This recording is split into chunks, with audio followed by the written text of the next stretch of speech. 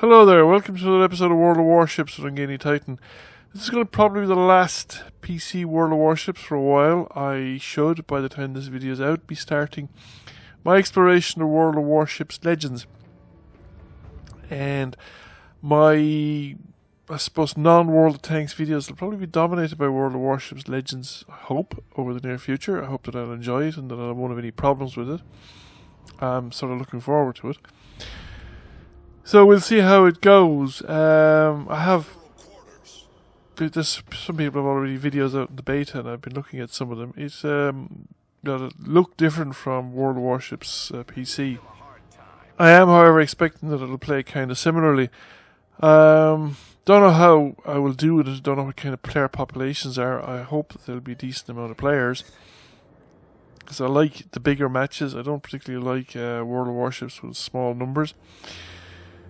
And I find World of Warships so far to be a very challenging game. And one of the things that I've noticed, say, with World of Tanks, was that it was never terribly difficult to be in the top, on the top by XP, the top, say, top 3, or even to get number 1 by XP, even on winning games or losing games. It's obviously a little bit easier always to get higher on the table in a losing game, particularly if it's a whitewash. If your team do really, really badly, then if you happen to live longer than everybody else, do a little bit more damage, then you can find yourself number 1 by experience quite easily. World of Warships, it's a different matter. I've very rarely gotten it. I don't think I've ever gotten into the top 3 since I stopped playing co-op battles or bots. Say the first 100 games or whatever. I don't think I've ever gotten into the top 3 by experience on a winning game. And it's quite difficult to manage it on a losing game. And then you get games where, you know, it's also can be, I must watch more of my own games, I think. Watch more of the replays, just from the point of view of trying to analyse why the games were won or lost, rather than not necessarily my own performance, but just the overall what made the difference in these games, because I think that's one of the things that I'm currently really lacking on, is a kind of a feel for the turning point of a game, or what does the game pivot on. It was very obvious early on, so to say, in World of Tanks, that depending on the tank you were playing, but the terrain counted for quite a lot. Now obviously, a lot of the games in World of Warships are, or at least that I've experienced so far, are these kind of domination games, where you have 3 or 4 cap circles, and you're generating capture points. You're generating points constantly, depending on how many cap circles you control. You also, of course, gain and lose points by the destruction of ships or loss of ships in your own team, and the losses hurt more than the gains. You say you lose more points on a loss than you'll gain destroying an equivalent ship on the enemy team. Now obviously the enemy team will lose a similar amount of points, so the total transfer of points is similar, but it makes the game, you can swing one way or the other quite rapidly. And a lot depends too on the number of capture circles held and for how long they're held. And this is something I really don't have a feel for, so it'll be interesting getting into the ground floor in World of Warships Legends, because everybody else will be console players, and therefore, by and large, they'll be just as clueless as myself, I would expect. I don't know if there'll be a lot of transfer from PC players to console. I mean, especially the better PC players. If you've already got a reputation for playing for doing YouTube videos on World of Tanks PC, I don't see that person switching over to World of Warships PC. That person switching over to World of Warships Legends. So we're not going to get steel clubbed by the likes of Flambass or anybody like that. Oh, I suppose Jingles might turn up now and again. He has played a few videos, but I suspect that again he really only rolls the console out for Red Dead Redemption, and he's primary. And a couple of publicity videos that Wargaming asked him to do, sort of thing, and that his primary focus would be on the on the PC version of World of Warships. Of course, on the PC version, I've yet to explore into the higher realms as well. I just wanted to feel that I had more of an idea of what I was doing before I started venturing up there. And of course, in the lower area, I mean, we've lost Alpha here to a large extent because the 2 ships that went over initially ran into 3 ships, but they persisted in their efforts. And well, you see this a lot in World of Tanks too, where people are at a disadvantageous position, but they persist in trying to push against the enemy rather than falling back onto friendly guns, friendly ships. And I've had to evacuate out of here because there's no point in me hanging around here on my own against 3 enemy ships. I find it tough enough to win a 1-on-1 fight. And generally I probably only do well where I can actually act as a kind of a third person or an extra person in a second or third person in a fight that's engaged between other people, where the enemy isn't really paying attention to me. So far, the only achievement I have to my credit here is that I went in and helped assistant capping Bravo. I just decided to go for Bravo at the start of this battle because I was spawned so near to it that I thought it was worth sort of driving through Bravo, helping to capture Bravo, and then pushing on towards Alpha while I could do it. There's another one of our destroyers after eating a spread of torpedoes. And not only that, but did it because of the way he got his torpedoes off, but didn't manage to hit the ship he was aiming for. So you'd wonder how well people use the lead indicators and stuff like that. The enemy there, I suppose, did he turn?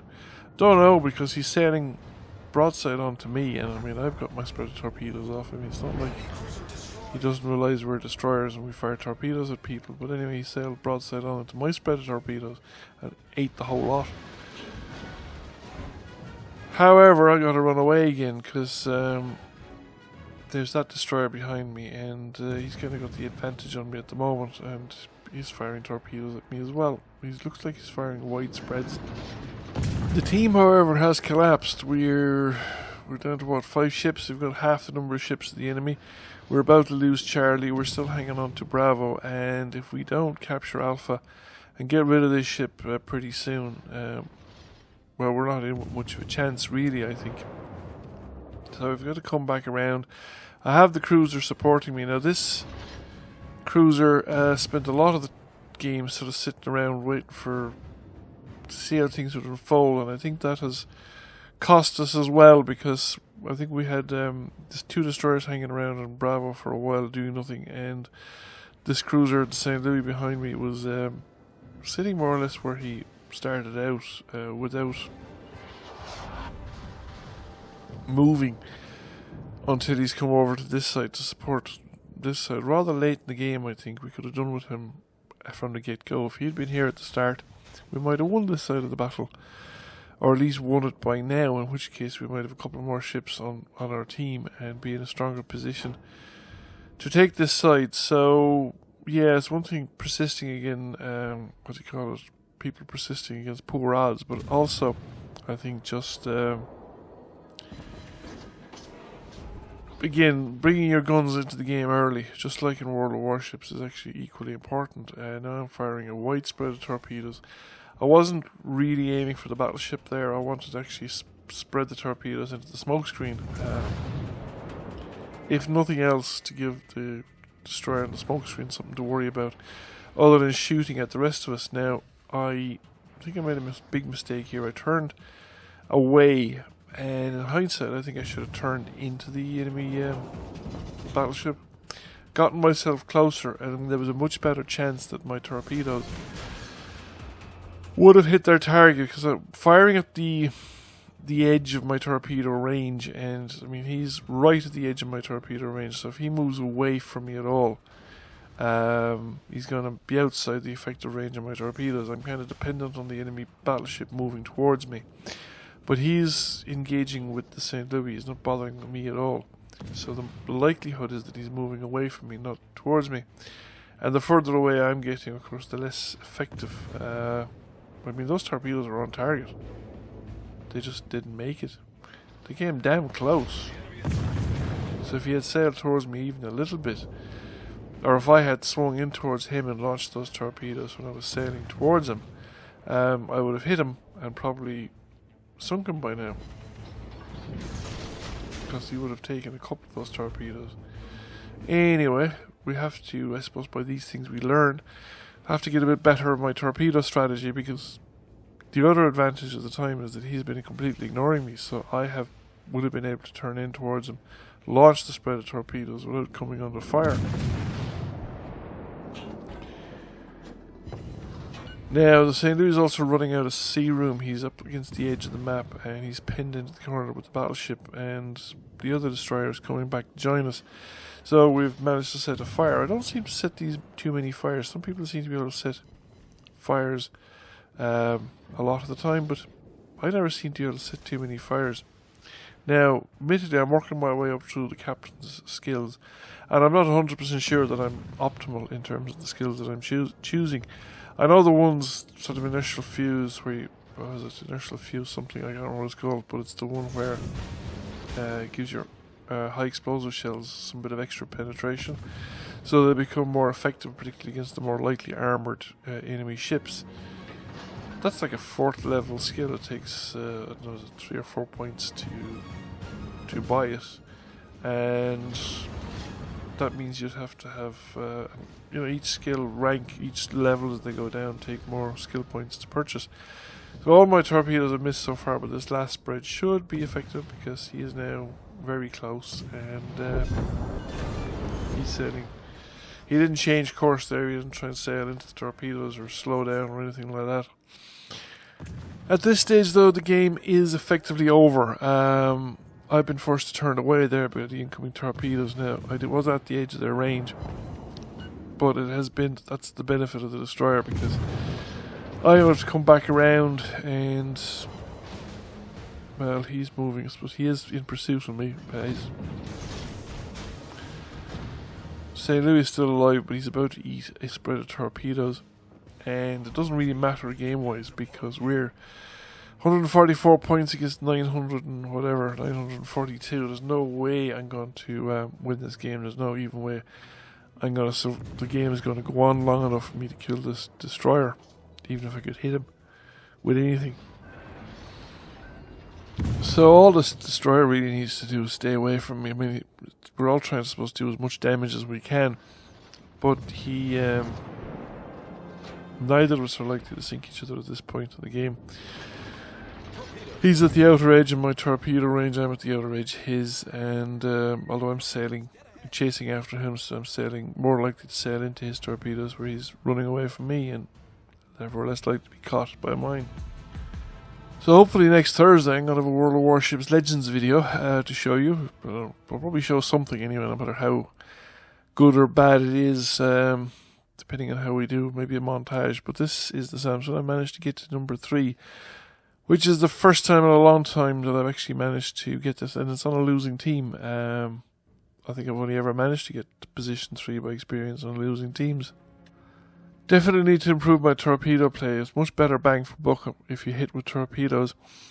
And I need to get myself into positions where I can do this safely without losing my ship. Anyway, I hope you enjoyed the video and found it interesting. If you did, please give it a like, share. Feel free to comment. If you've not already done so, please subscribe to the channel. I will catch you all again soon, and bye for now.